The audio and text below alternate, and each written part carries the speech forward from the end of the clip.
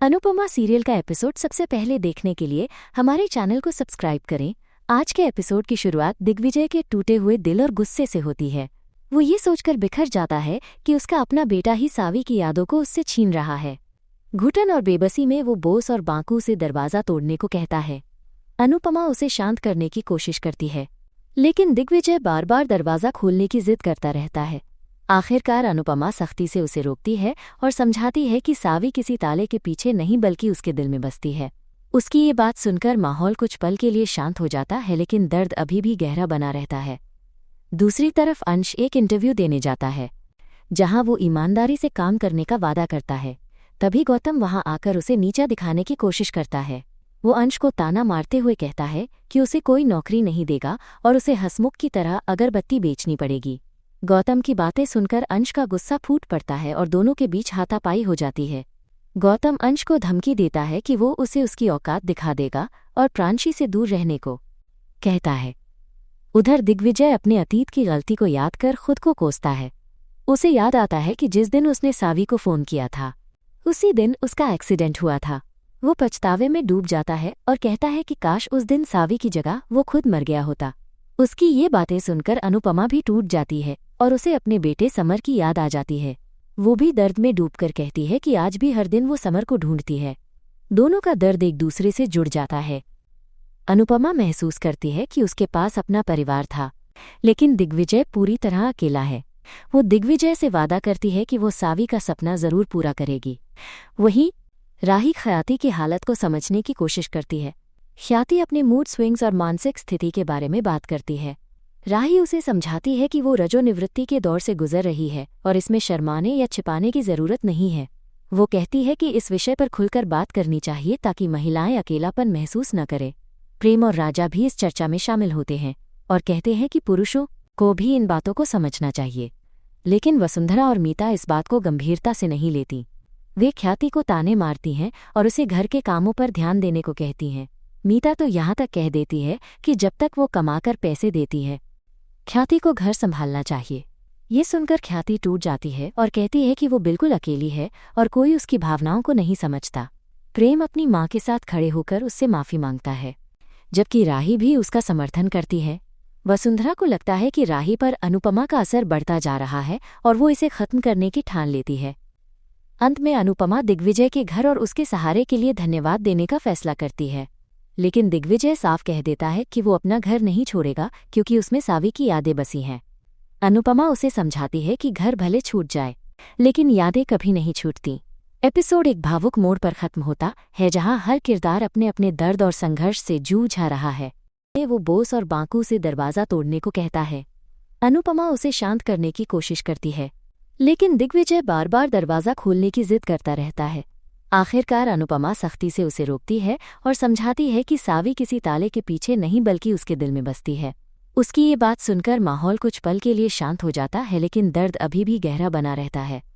दूसरी तरफ अंश एक इंटरव्यू देने जाता है, जहां वो ईमानदारी से काम करने का वादा करता है। तभी गौतम वहां आकर उसे नीचा दिखाने की कोशिश करता है। वो अंश को ताना मारते हुए कहता है कि उसे कोई नौकरी नहीं देगा और उसे हंसमुख की तरह अगरबत्ती बेचनी पड़ेगी। गौतम की बातें सुनकर अंश का गुस्सा फूट पड़ता है और दोनों के बीच हाथापाई हो जाती है। गौतम अंश को धमकी देता है कि वो उसे उसकी औकात दिखा देगा और प्रांशी से दूर रहने को कहता है। उधर दिग्विजय अपने अतीत की गलती को याद कर खुद को कोसता है। उसे याद आता है कि जिस दिन उसने सावी को फ़ोन किया था, उसी दिन उसका एक्सीडेंट हुआ था। वो पछतावे में डूब जाता है और कहता है कि काश उस दिन सावी की जगह वो खुद मर गया होता। उसकी ये बातें सुनकर अनुपमा भी टूट जाती है और उसे अपने बेटे समर की याद आ जाती है। वो भी दर्द में डूबकर कहती है कि आज भी हर दिन वो समर को ढूंढती है। दोनों का दर्द एक दूसरे से जुड़ जाता है। अनुपमा महसूस करती है कि उसके पास अपना परिवार था, लेकिन दिग्विजय पूरी तरह अकेला है। वो दिग्विजय से वादा करती है कि वो सावी का सपना जरूर पूरा करेगी। वहीं राही ख्याति की हालत को समझने की कोशिश करती है। ख्याति अपने मूड स्विंग्स और मानसिक स्थिति के बारे में बात करती है। राही उसे समझाती है कि वो रजोनिवृत्ति के दौर से गुजर रही है और इसमें शर्माने या छिपाने की जरूरत नहीं है। वो कहती है कि इस विषय पर खुलकर बात करनी चाहिए ताकि महिलाएं अकेलापन महसूस न करें। प्रेम और राजा भी इस चर्चा में शामिल होते हैं और कहते हैं कि पुरुषों को भी इन बातों को समझना चाहिए, लेकिन वसुंधरा और मीता इस बात को गंभीरता से नहीं लेती। वे ख्याति को ताने मारती हैं और उसे घर के कामों पर ध्यान देने को कहती हैं। मीता तो यहाँ तक कह देती है कि जब तक वो कमाकर पैसे देती है, ख्याति को घर संभालना चाहिए। ये सुनकर ख्याति टूट जाती है और कहती है कि वो बिल्कुल अकेली है और कोई उसकी भावनाओं को नहीं समझता। प्रेम अपनी माँ के साथ खड़े होकर उससे माफ़ी मांगता है, जबकि राही भी उसका समर्थन करती है। वसुंधरा को लगता है कि राही पर अनुपमा का असर बढ़ता जा रहा है और वो इसे खत्म करने की ठान लेती है। अंत में अनुपमा दिग्विजय के घर और उसके सहारे के लिए धन्यवाद देने का फैसला करती है, लेकिन दिग्विजय साफ कह देता है कि वो अपना घर नहीं छोड़ेगा क्योंकि उसमें सावी की यादें बसी हैं। अनुपमा उसे समझाती है कि घर भले छूट जाए, लेकिन यादें कभी नहीं छूटती। एपिसोड एक भावुक मोड़ पर खत्म होता है, जहां हर किरदार अपने अपने दर्द और संघर्ष से जूझ रहा है। पता है कि उसका अपना बेटा ही सावी की यादों को उससे छीन रहा है।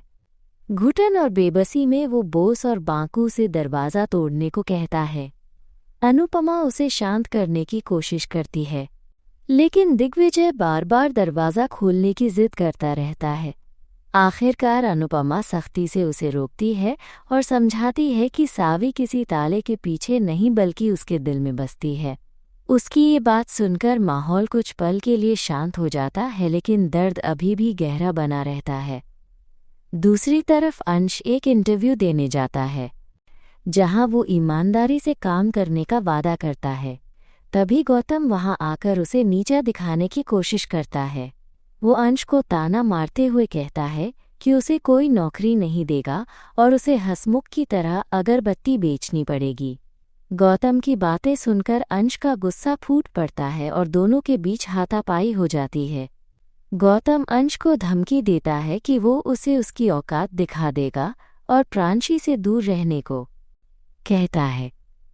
उधर दिग्विजय अपने अतीत की गलती को याद कर खुद को कोसता है। उसे याद आता है कि जिस दिन उसने सावी को फ़ोन किया था, उसी दिन उसका एक्सीडेंट हुआ था। वो पछतावे में डूब जाता है और कहता है कि काश उस दिन सावी की जगह वो खुद मर गया होता। उसकी ये बातें सुनकर अनुपमा भी टूट जाती है और उसे अपने बेटे समर की याद आ जाती है। वो भी दर्द में डूबकर कहती है कि आज भी हर दिन वो समर को ढूंढती है। दोनों का दर्द एक दूसरे से जुड़ जाता है। अनुपमा महसूस करती है कि उसके पास अपना परिवार था, लेकिन दिग्विजय पूरी तरह अकेला है। वो दिग्विजय से वादा करती है कि वो सावी का सपना ज़रूर पूरा करेगी। वहीं राही ख्याति की हालत को समझने की कोशिश करती है। ख्याति अपने मूड स्विंग्स और मानसिक स्थिति के बारे में बात करती है। राही उसे समझाती है कि वो रजोनिवृत्ति के दौर से गुजर रही है और इसमें शर्माने या छिपाने की ज़रूरत नहीं है। वो कहती है कि इस विषय पर खुलकर बात करनी चाहिए ताकि महिलाएं अकेलापन महसूस न करें। प्रेम और राजा भी इस चर्चा में शामिल होते हैं और कहते हैं कि पुरुषों को भी इन बातों को समझना चाहिए, लेकिन वसुंधरा और मीता इस बात को गंभीरता से नहीं लेती। वे ख्याति को ताने मारती हैं और उसे घर के कामों पर ध्यान देने को कहती हैं। मीता तो यहाँ तक कह देती है कि जब तक वो कमाकर पैसे देती है, ख्याति को घर संभालना चाहिए। ये सुनकर ख्याति टूट जाती है और कहती है कि वो बिल्कुल अकेली है और कोई उसकी भावनाओं को नहीं समझता। प्रेम अपनी माँ के साथ खड़े होकर उससे माफ़ी मांगता है, जबकि राही भी उसका समर्थन करती है। वसुंधरा को लगता है कि राही पर अनुपमा का असर बढ़ता जा रहा है और वो इसे खत्म करने की ठान लेती है। अंत में अनुपमा दिग्विजय के घर और उसके सहारे के लिए धन्यवाद देने का फैसला करती है, लेकिन दिग्विजय साफ कह देता है कि वो अपना घर नहीं छोड़ेगा क्योंकि वो ये सोचकर बिखर जाता है कि उसका अपना बेटा ही सावी की यादों को उससे छीन रहा है। घुटन और बेबसी में वो बोस और बांकू से दरवाज़ा तोड़ने को कहता है। अनुपमा उसे शांत करने की कोशिश करती है, लेकिन दिग्विजय बार बार दरवाज़ा खोलने की जिद करता रहता है। आखिरकार अनुपमा सख्ती से उसे रोकती है और समझाती है कि सावी किसी ताले के पीछे नहीं बल्कि उसके दिल में बसती है। उसकी ये बात सुनकर माहौल कुछ पल के लिए शांत हो जाता है, लेकिन दर्द अभी भी गहरा बना रहता है। दूसरी तरफ अंश एक इंटरव्यू देने जाता है, जहां वो ईमानदारी से काम करने का वादा करता है। तभी गौतम वहां आकर उसे नीचा दिखाने की कोशिश करता है। वो अंश को ताना मारते हुए कहता है कि उसे कोई नौकरी नहीं देगा और उसे हंसमुख की तरह अगरबत्ती बेचनी पड़ेगी। गौतम की बातें सुनकर अंश का गुस्सा फूट पड़ता है और दोनों के बीच हाथापाई हो जाती है। गौतम अंश को धमकी देता है कि वो उसे उसकी औकात दिखा देगा और प्रांशी से दूर रहने को कहता है। उधर दिग्विजय अपने अतीत की गलती को याद कर खुद को कोसता है। उसे याद आता है कि जिस दिन उसने सावी को फ़ोन किया था उसी दिन उसका एक्सीडेंट हुआ था। वो पछतावे में डूब जाता है और कहता है कि काश उस दिन सावी की जगह वो खुद मर गया होता। उसकी ये बातें सुनकर अनुपमा भी टूट जाती है और उसे अपने बेटे समर की याद आ जाती है। वो भी दर्द में डूबकर कहती है कि आज भी हर दिन वो समर को ढूंढती है। दोनों का दर्द एक दूसरे से जुड़ जाता है। अनुपमा महसूस करती है कि उसके पास अपना परिवार था, लेकिन दिग्विजय पूरी तरह अकेला है। वो दिग्विजय से वादा करती है कि वो सावी का सपना जरूर पूरा करेगी। वहीं राही ख्याति की हालत को समझने की कोशिश करती है। ख्याति अपने मूड स्विंग्स और मानसिक स्थिति के बारे में बात करती है। राही उसे समझाती है कि वो रजोनिवृत्ति के दौर से गुजर रही है और इसमें शर्माने या छिपाने की जरूरत नहीं है। वो कहती है कि इस विषय पर खुलकर बात करनी चाहिए ताकि महिलाएं अकेलापन महसूस न करें। प्रेम और राजा भी इस चर्चा में शामिल होते हैं और कहते हैं कि पुरुषों को भी इन बातों को समझना चाहिए, लेकिन वसुंधरा और मीता इस बात को गंभीरता से नहीं लेती। वे ख्याति को ताने मारती हैं और उसे घर के कामों पर ध्यान देने को कहती हैं। मीता तो यहाँ तक कह देती है कि जब तक वो कमाकर पैसे देती है, ख्याति को घर संभालना चाहिए। ये सुनकर ख्याति टूट जाती है और कहती है कि वो बिल्कुल अकेली है और कोई उसकी भावनाओं को नहीं समझता। प्रेम अपनी माँ के साथ खड़े होकर उससे माफ़ी मांगता है, जबकि राही भी उसका समर्थन करती है। वसुंधरा को लगता है कि राही पर अनुपमा का असर बढ़ता जा रहा है और वो इसे खत्म करने की ठान लेती है। अंत में अनुपमा दिग्विजय के घर और उसके सहारे के लिए धन्यवाद देने का फैसला करती है, लेकिन दिग्विजय साफ कह देता है कि वो अपना घर नहीं छोड़ेगा क्योंकि उसमें सावी की यादें बसी हैं। अनुपमा उसे समझाती है कि घर भले छूट जाए, लेकिन यादें कभी नहीं छूटती। एपिसोड एक भावुक। घुटन और बेबसी में वो बोस और बांकू से दरवाज़ा तोड़ने को कहता है। अनुपमा उसे शांत करने की कोशिश करती है, लेकिन दिग्विजय बार बार दरवाज़ा खोलने की जिद करता रहता है। आखिरकार अनुपमा सख्ती से उसे रोकती है और समझाती है कि सावी किसी ताले के पीछे नहीं बल्कि उसके दिल में बसती है। उसकी ये बात सुनकर माहौल कुछ पल के लिए शांत हो जाता है, लेकिन दर्द अभी भी गहरा बना रहता है। दूसरी तरफ अंश एक इंटरव्यू देने जाता है, जहां वो ईमानदारी से काम करने का वादा करता है। तभी गौतम वहां आकर उसे नीचा दिखाने की कोशिश करता है। वो अंश को ताना मारते हुए कहता है कि उसे कोई नौकरी नहीं देगा और उसे हंसमुख की तरह अगरबत्ती बेचनी पड़ेगी। गौतम की बातें सुनकर अंश का गुस्सा फूट पड़ता है और दोनों के बीच हाथापाई हो जाती है। गौतम अंश को धमकी देता है कि वो उसे उसकी औकात दिखा देगा और प्रांशी से दूर रहने को कहता है। उधर दिग्विजय अपने अतीत की गलती को याद कर खुद को कोसता है। उसे याद आता है कि जिस दिन उसने सावी को फ़ोन किया था उसी दिन उसका एक्सीडेंट हुआ था। वो पछतावे में डूब जाता है और कहता है कि काश उस दिन सावी की जगह वो खुद मर गया होता। उसकी ये बातें सुनकर अनुपमा भी टूट जाती है और उसे अपने बेटे समर की याद आ जाती है। वो भी दर्द में डूबकर कहती है कि आज भी हर दिन वो समर को ढूंढती है। दोनों का दर्द एक दूसरे से जुड़ जाता है। अनुपमा महसूस करती है कि उसके पास अपना परिवार था, लेकिन दिग्विजय पूरी तरह अकेला है। वो दिग्विजय से वादा करती है कि वो सावी का सपना जरूर पूरा करेगी। वहीं राही ख्याति की हालत को समझने की कोशिश करती है। ख्याति अपने मूड स्विंग्स और मानसिक स्थिति के बारे में बात करती है। राही उसे समझाती है कि वो रजोनिवृत्ति के दौर से गुजर रही है और इसमें शर्माने या छिपाने की जरूरत नहीं है। वो कहती है कि इस विषय पर खुलकर बात करनी चाहिए ताकि महिलाएं अकेलापन महसूस न करें। प्रेम और राजा भी इस चर्चा में शामिल होते हैं और कहते हैं कि पुरुषों को भी इन बातों को समझना चाहिए, लेकिन वसुंधरा और मीता इस बात को गंभीरता से नहीं लेती। वे ख्याति को ताने मारती हैं और उसे घर के कामों पर ध्यान देने को कहती हैं। मीता तो यहाँ तक कह देती है कि जब तक वो कमाकर पैसे देती है, ख्याति को घर संभालना चाहिए। ये सुनकर ख्याति टूट जाती है और कहती है कि वो बिल्कुल अकेली है और कोई उसकी भावनाओं को नहीं समझता। प्रेम अपनी माँ के साथ खड़े होकर उससे माफ़ी मांगता है, जबकि राही भी उसका समर्थन करती है। वसुंधरा को लगता है कि राही पर अनुपमा का असर बढ़ता जा रहा है और वो इसे खत्म करने की ठान लेती है। अंत में अनुपमा दिग्विजय के घर और उसके सहारे के लिए धन्यवाद देने का फैसला करती है, लेकिन दिग्विजय साफ कह देता है कि वो अपना घर नहीं छोड़ेगा क्योंकि उसमें सावी की यादें बसी हैं। अनुपमा उसे समझाती है कि घर भले छूट जाए, लेकिन यादें कभी नहीं छूटती। एपिसोड एक भावुक मोड़ पर खत्म होता है जहां हर किरदार अपने अपने दर्द और संघर्ष से जूझ रहा है। के टूटे हुए दिल और गुस्से से होती है। वो ये सोचकर बिखर जाता है कि उसका अपना बेटा ही सावी की यादों को उससे छीन रहा है। घुटन और बेबसी में वो बोस और बांकू से दरवाज़ा तोड़ने को कहता है। अनुपमा उसे शांत करने की कोशिश करती है, लेकिन दिग्विजय बार बार दरवाज़ा खोलने की जिद करता रहता है। आखिरकार अनुपमा सख्ती से उसे रोकती है और समझाती है कि सावी किसी ताले के पीछे नहीं बल्कि उसके दिल में बसती है। उसकी ये बात सुनकर माहौल कुछ पल के लिए शांत हो जाता है, लेकिन दर्द अभी भी गहरा बना रहता है। दूसरी तरफ अंश एक इंटरव्यू देने जाता है, जहां वो ईमानदारी से काम करने का वादा करता है।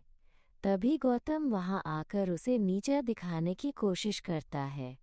वो अंश को ताना मारते हुए कहता है कि उसे कोई नौकरी नहीं देगा और उसे हंसमुख की तरह अगरबत्ती बेचनी पड़ेगी। गौतम की बातें सुनकर अंश का गुस्सा फूट पड़ता है और दोनों के बीच हाथापाई हो जाती है।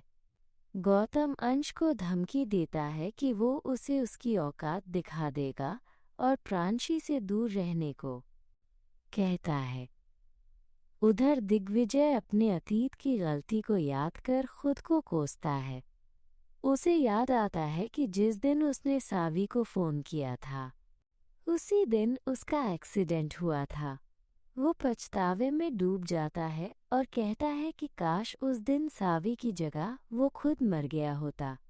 उसकी ये बातें सुनकर अनुपमा भी टूट जाती है और उसे अपने बेटे समर की याद आ जाती है। वो भी दर्द में डूबकर कहती है कि आज भी हर दिन वो समर को ढूंढती है। दोनों का दर्द एक दूसरे से जुड़ जाता है। अनुपमा महसूस करती है कि उसके पास अपना परिवार था, लेकिन दिग्विजय पूरी तरह अकेला है। वो दिग्विजय से वादा करती है कि वो सावी का सपना जरूर पूरा करेगी। वहीं राही ख्याति की हालत को समझने की कोशिश करती है। ख्याति अपने मूड स्विंग्स और मानसिक स्थिति के बारे में बात करती है। राही उसे समझाती है कि वो रजोनिवृत्ति के दौर से गुजर रही है और इसमें शर्माने या छिपाने की ज़रूरत नहीं है। वो कहती है कि इस विषय पर खुलकर बात करनी चाहिए ताकि महिलाएं अकेलापन महसूस न करें। प्रेम और राजा भी इस चर्चा में शामिल होते हैं और कहते हैं कि पुरुषों को भी इन बातों को समझना चाहिए। लेकिन वसुंधरा और मीता इस बात को गंभीरता से नहीं लेती। वे ख्याति को ताने मारती हैं और उसे घर के कामों पर ध्यान देने को कहती हैं। मीता तो यहाँ तक कह देती है कि जब तक वो कमाकर पैसे देती है, ख्याति को घर संभालना चाहिए। ये सुनकर ख्याति टूट जाती है और कहती है कि वो बिल्कुल अकेली है और कोई उसकी भावनाओं को नहीं समझता। प्रेम अपनी माँ के साथ खड़े होकर उससे माफ़ी मांगता है, जबकि राही भी उसका समर्थन करती है। वसुंधरा को लगता है कि राही पर अनुपमा का असर बढ़ता जा रहा है और वो इसे खत्म करने की ठान लेती है। अंत में अनुपमा दिग्विजय के घर और उसके सहारे के लिए धन्यवाद देने का फैसला करती है, लेकिन दिग्विजय साफ कह देता है कि वो अपना घर नहीं छोड़ेगा क्योंकि उसमें सावी की यादें बसी हैं। अनुपमा उसे समझाती है कि घर भले छूट जाए, लेकिन यादें कभी नहीं छूटती। एपिसोड एक भावुक मोड़ पर खत्म होता है जहां हर किरदार अपने अपने दर्द और संघर्ष से जूझ रहा है। से काम करने का वादा करता है। तभी गौतम वहां आकर उसे नीचा दिखाने की कोशिश करता है। वो अंश को ताना मारते हुए कहता है कि उसे कोई नौकरी नहीं देगा और उसे हंसमुख की तरह अगरबत्ती बेचनी पड़ेगी। गौतम की बातें सुनकर अंश का गुस्सा फूट पड़ता है और दोनों के बीच हाथापाई हो जाती है। गौतम अंश को धमकी देता है कि वो उसे उसकी औकात दिखा देगा और प्रांशी से दूर रहने को कहता है। उधर दिग्विजय अपने अतीत की गलती को याद कर खुद को कोसता है। उसे याद आता है कि जिस दिन उसने सावी को फोन किया था उसी दिन उसका एक्सीडेंट हुआ था। वो पछतावे में डूब जाता है और कहता है कि काश उस दिन सावी की जगह वो खुद मर गया होता।